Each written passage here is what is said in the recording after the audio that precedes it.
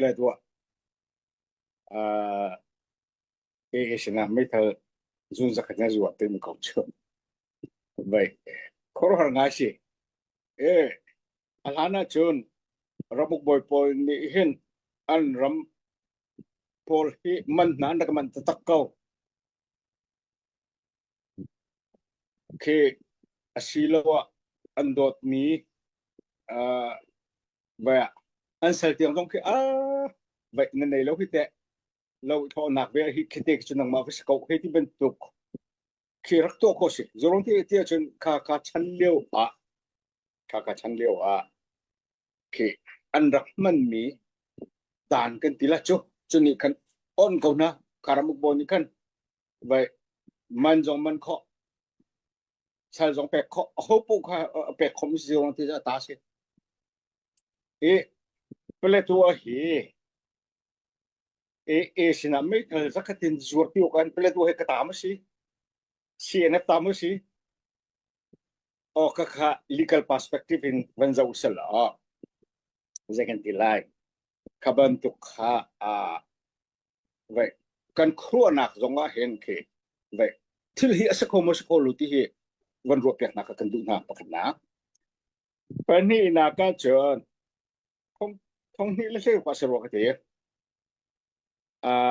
atu bentukin ni pletua hi tha zang se jen se he sia vậy ke chung kan tim chang tua tong kan tim chang chu ronga chon article pakat trial chu article pakat ka trial mi a chon pletua di chin pi ti mi tam pi zong ni kan andak shero ka te khale wa khan vậy chu i kai lak cham mi cho vậy pletua hen pletua chung e mi pi khum ni hen chak lei kan chin u naw na mun khata kho kan sa ti lai ti ke andak chim ni se a for nang chama chun ke mi pi vậy kan ma hi mi phun khat kan si cha hi kan ram si ti mi ke ja khai he ze but ai pi khai nam lo vậy ni mera ni andak kan uklio zemo ronga ke arkan ummi kiap ummi sitwe ummi commissioner kan tilamo deputy commissioner ka bentu ungnak tangama arkan hil thekama zemo kachu avom kolai asena adom ro na kachun an ma mrang por khrim ni kha nan ma then thim ni to tin dak tilewa hen platua ni hen chak lei kan mi phun hoi na he him hun ka kan um lai independent to independent federal chu chung kan la ti mi andak ti hi kan upat na ok se jakhan pol na ma jong ni thayu ti kha article khan ka van tel du na ka se nan ram he pa man sarap ti kha chu ki man ke defend to mi vậy CNF kan se pum pa kan ten chuban tuk man ke ral tha ten atil mi kan se asenan atu social media por ka so te ka li khan tial atil tu pan kana sum ko dom ron na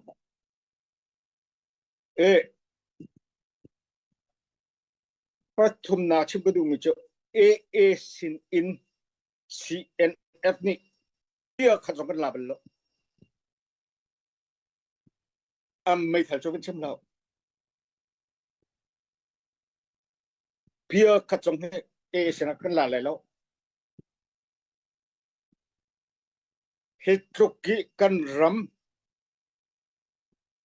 ang kan chu cho ma mi hitroki kan mi pun ang kan ti cho ma mi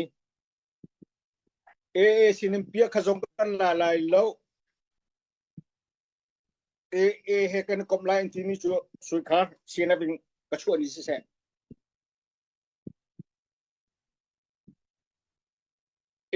hi kan hoi kom si hen rin kan chuan ti mi ni ithayo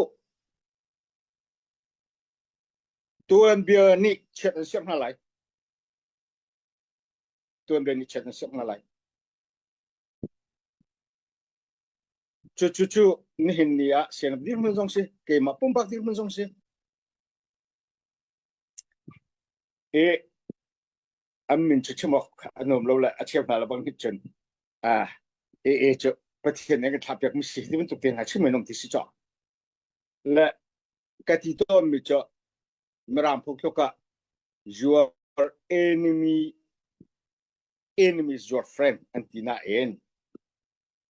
naral e aral chu no hoi kom sin te nan ral hi pakhat long na ne chun ase kho ral hi ke kaban tu kes ka kaban tu kha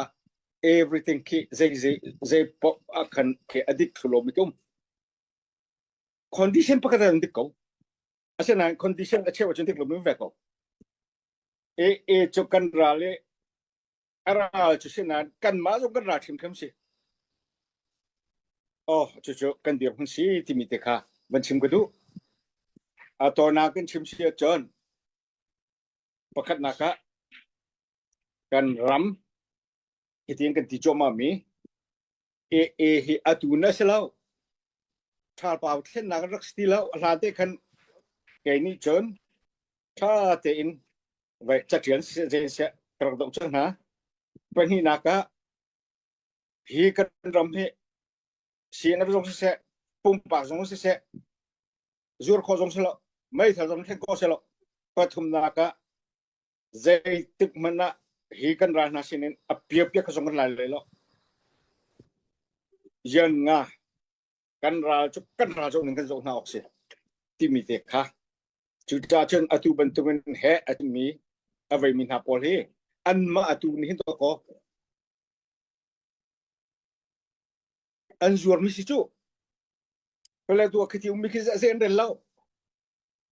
adom rong chen an ram ki chu ten halai ni hin pele tu lo se lai lo dang jong kan chu ri lai khati van chim bun ka bia ka dong